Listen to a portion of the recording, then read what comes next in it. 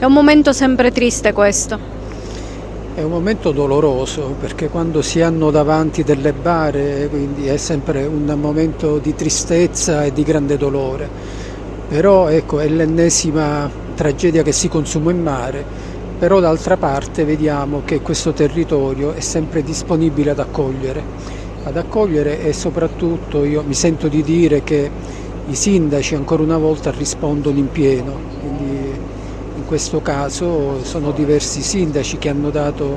disponibilità per la tumulazione delle salme, quindi questo è ancora di più sintomatico, ecco, di una provincia che accoglie, di una provincia sensibile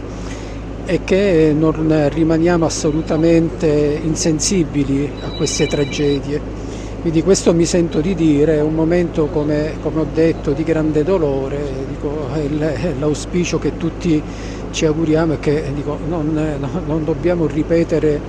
riti davanti a delle salme. Quindi ecco, nuovamente grande plauso alle amministrazioni comunali che dico, mostrano veramente grande collaborazione in un